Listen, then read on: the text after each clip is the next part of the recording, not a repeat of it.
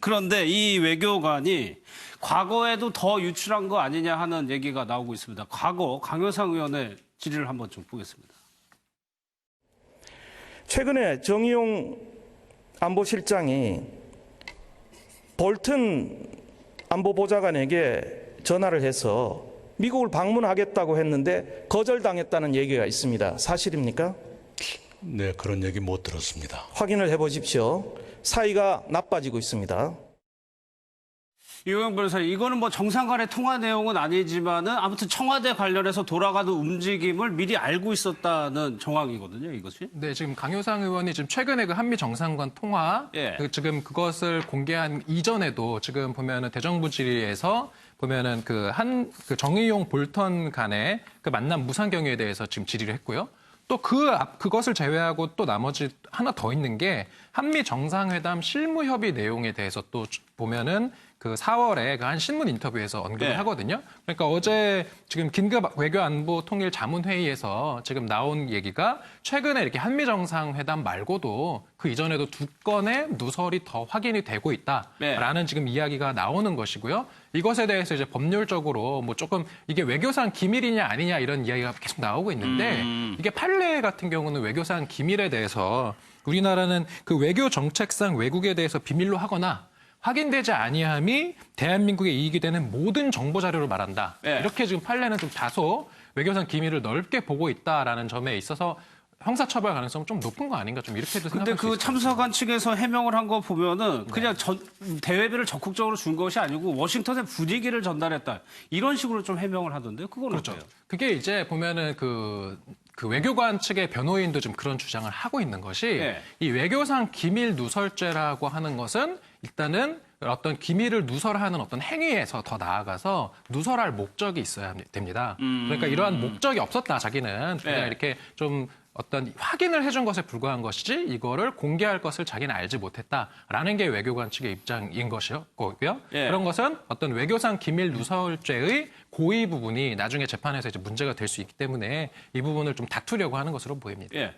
뭐 이런 예를 들어서 지금 이렇게 모든 걸 다 이렇게 기밀이라고 이야기를 하면 외교부는 입 다물고 살아야 됩니다. 근데 그거는 저는 아니라고 보거든요. 예를 들어서 지금같이 예를 들어서 딱 부러지게 정말 정상 간 통화 내용을 예를 들어서 공개한다든지 그런 것은 문제가 될 수 있지만 그러나 이 국회의원 아니겠습니까? 예. 그리고 또 우리 언론 같은 경우도 취재를 많이 합니다. 그렇죠. 자, 돌아가는 문제에 대해서. 그럼 예. 외교관은 다 입 다물고 있으라는 이야기냐? 이건 아니거든요. 예를 들어서 국가의 외교정책 방향에 대해서 어떤 설명이 필요하거나든지 배경성이 필요할 때는 충분히 해줄 수 있는 거거든요. 예. 예를 들어 이게 예를 들어 뭐 적국에 한다든지 뭐 이런 식의 경우는 문제가 되겠지만 아예 이번 기회에 말도 못하게 이제 막겠다. 저는 이거는 또한 과도한 거라고 곤란하죠. 봅니다. 왜냐하면 국가의 정책 방향에 무조건 정부하는 게 옳은 건 아니거든요. 예를 들어서 그것이 공론의 시장에 어떤 던져져서 외교 전문가들이나 평가할 수 있는 것이고 또 국회에서도 논의할 수 있는 건데 예. 이번에 문제가 된 것은 결국 이제 정상 간의 통화 내용을 그대로 사실은 어떤 면에서 보면 국회의원한테 전달했고 이게 이제 유출됐다는 게 이제 문제가 되는 것인데 이번 기회에 모든 것을 다 그냥 예. 비밀로 해서 말 못하게 하겠다. 저는 이거는 너무나 또 과도한 행위라고 봅니다. 알겠습니다.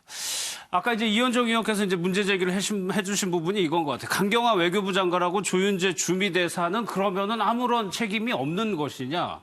사실 이 두 분이 김종국 교수 어떻게 보면은 전문적인 외교관 출신 아니거든요. 네, 그렇습니다. 일단 기본적으로 강경화 장관과 조윤재 주미대사 같은 경우는 자기가 지휘체계 상부에 있기 때문에 예. 적어도 정확히 외교적인 정치적인 책임을 져야 한다고 생각을 하는 거고요.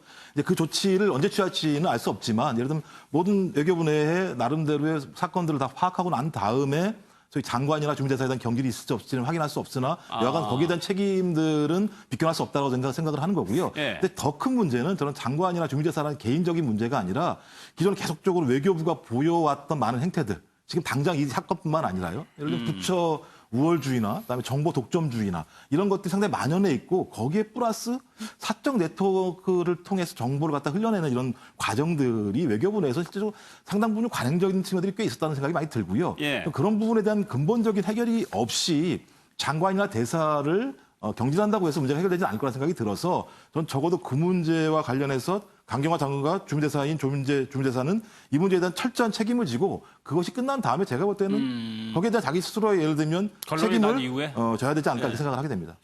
알겠습니다. 한국당에서는 반대로 양정철 원장 문제를 거듭해서 얘기하고 있는데 김연경 기자가 이 자리에 동석을 했었다고 합니다. 어떤 얘기를 나눴었는지 얘기를 좀 한번 직접 들어보겠습니다.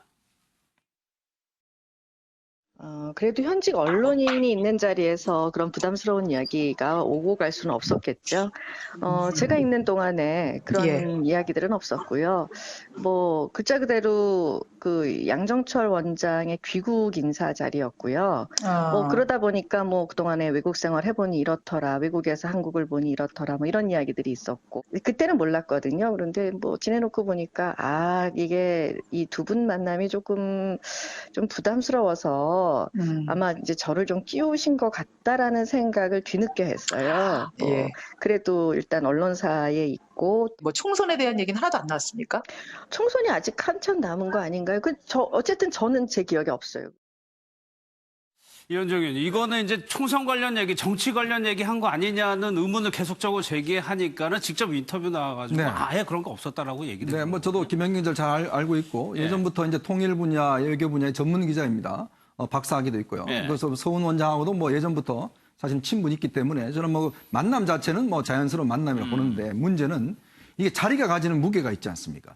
이게 예를 들어서 그냥 예전에 그냥 야인으로서도 만날 때 하고 양정철 원장이 이제 민주연구원장이라는 어떤 공식 직함을 가지고 있을 자리하고는 이게 정말 자리가 다르거든요. 생각해 보십시오. 문재인 대통령이 야당 대표일 때와 대통령일 때의 만남의 무게는 다 다른 거거든요. 똑같은 사람이긴 하지만 마찬가지입니다. 즉 서훈 원장이 국가정보원장과 그다음에 양정철 민주연구원장의 자격으로 만났을 때는 이거는 자리 성격이 완전히 달라지죠. 그러니까 어떤 면에서 보면 지금 이제 김영경 기자가 있었기 때문에 저는 뭐 심각한 뭐 총선의 이야기나 이런 이야기는 없었다는 걸 뭐 거의 확실한 것 같습니다. 그러나 어쨌든 간에 이 만남 자체가 가지는 무게감은 이거는 뭐 저는 다른 차원의 문제라고 봐요. 그렇기 때문에 이 시점에 더군다나 이제 양정철 원장이 야인 생활을 하다가 공식 직함을 가진 또 이민주연구원이 최근에 공천과 관련해서 뭐 병참기지 역할을 하겠다라고 지금 공언한 상황 아니겠습니까? 또 국가정보원은 정치에 무관여하기 위해서 다 국내 파트를 없애버리고 그런 정치권과 어떤 선을 긋겠다고 이야기하는 그 시점인데 그 시점에 두 사람이 만남 자체가 상당히 오해받을 수 만한 그런 충분한 여진이 있는 것 같습니다. 이호영 변호사님, 그럼 한국당에서는 계속적으로 이 부분에 대해서 공세를 하고 있고 민주당에서는 물타기라고 보더라고요. 왜 그럴까요? 일단 지금 이렇게 어떤 뭐 국정원장이 민주정책연구원장을 만났다라고 해서 지금 보면은 뭐 한국당에서는 서훈 국정원장을 고발하겠다라고 하는 게 결국은 이제 총선에 뭔가 관여를 한다면 국정원법 위반이나 뭐 공선법 위반 이런 게 될 수가 있으니까 그럼 고발하겠다라고 하는 건데 이걸 이제 민주당 입장에서 봤을 때는 아니 그 실제로 그런 어떤 범죄 행위나 총선에 관여하려는 이런 어떤 범죄 행위의 어떤 소명이나 이런 자료가 일체 없는 상황에서 이렇게 고발을 하겠다라고 하는 것은 구체적인 내용이 없는 상황에서. 그렇죠. 이거는 전형적인 물타기다 이런 비판을 지금 하고 있는 것이죠. 알겠습니다.